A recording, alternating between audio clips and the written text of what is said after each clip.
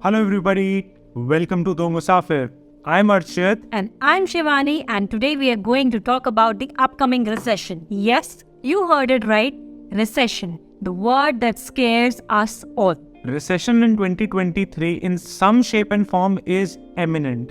And whether it is BlackRock, the Economist, or even the World Bank itself, everyone is saying the same thing. One of the biggest impacts of the recession could be the loss of jobs. It is estimated that in the US, there could be a loss of over 2 million jobs in 2023, as per the report published by Citibank. Even Bank of America confirmed that there could be a loss of 175,000 jobs a month in the US. Even in Europe, the European Union has confirmed in the latest press conference that the economic situation has deteriorated markedly and we are heading into 2 quarters of contraction. This simply means that with the ongoing inflation, the energy crisis, recession will further reduce the buying power of the people.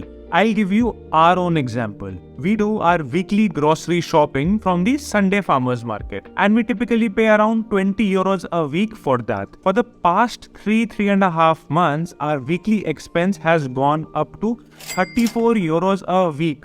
And yes, we track this expense. So that means that in a month, we are additionally paying 60 euros or about 5,000 rupees just for basic necessities like fruits and vegetables. So what does it mean for you?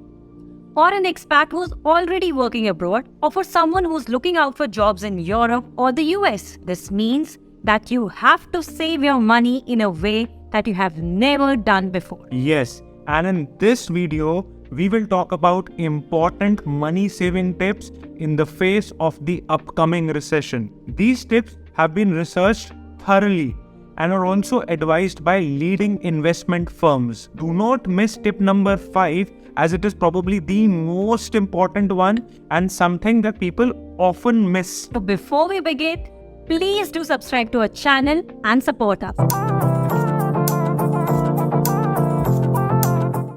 Tip number 1 is to build a contingency fund.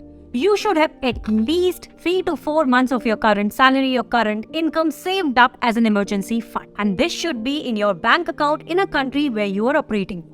This money is not to be touched for any other purpose like going out, shopping, buying gifts, going on trips, etc. Think of this fund as the money that you will need in case you lose your job tomorrow and you have to survive till the time you find your next job. Your savings should come before your expenses, and that is tip number 2. Waiting till the end of the month to save what is remaining of your salary is not the right way to go. You should plan a budget before the beginning of the month and then try and align your expenses around it. The best way to plan is to have your mandatory expenses and your savings debited at the start of the month. And with whatever is the balance that is remaining, you plan your rest of the month. Tip number 3 is to reevaluate and cut down on unnecessary expenses. For example, your rent. In the Brussels city center where we live, the rents are crazy high. But if you're open-minded and if you're ready to relocate to outer communes of the city, you'll find that the rent mellows down a lot. And sometimes for the same price, you get a bigger apartment as well. Obviously, you have to evaluate your travel to the office as well. But in all honesty, all major cities across Europe have decent infrastructure, and using public transport to commute is not challenging at all. This brings us to tip number 4, that is paying careful attention to your groceries. In the starting of the video, we had talked about how our expenses on the bare minimum of fruits and vegetables had gone up by 60 euros a month. So it is really important to prepare a list of essential groceries. Secondly, you should purchase it from budget-friendly stores. And thirdly, you should stick to the list that you prepare, because these costs can really skyrocket if not managed properly. Please note that we are not asking you to compromise on the quality. What we are suggesting instead is to evaluate the best possible option of where you can buy it from. Instead of buying your groceries from a Carrefour or a Delhaize, you can choose options like a Cool Route, Aldi, Lidl, etc. Apologies on the pronunciation, but the point that I'm trying to make is that where you buy your groceries from is a very important decision that you will make and a monthly thing that you have to do. The best option that we can suggest is to look out for farmers market near your place. I know a lot of people who come to Mideast farmers market from the outer communes of Brussels and buy their groceries in bulk because it is that economical.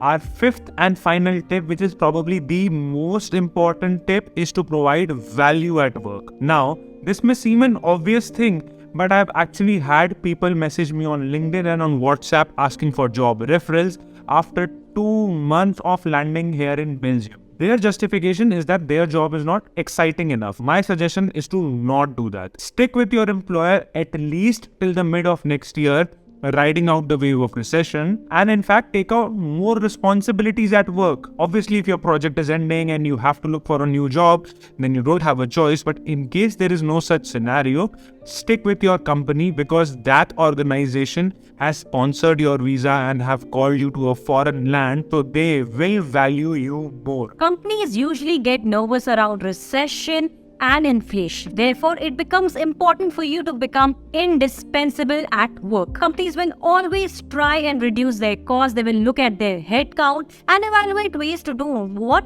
with less. Be that person who steps up. These were our top 5 tips on how can you save money in the face of the upcoming recession. These tips have been directly researched and have come from leading investment advisors. We have one more bonus tip for you, and that is investing right. Planning your investment is one of the most important things that you can do to save your money in the right way. In the long run, having a well thought of investment strategy really makes a difference because you are utilizing the power of compounding in the right way. But this is a topic for our next video, which is how to invest as an expat. Since it is a big topic in itself, it deserves a separate video. We hope you've enjoyed this video. We'll see you again next time. Till then, take care, stay safe. Bye-bye. Bye-bye.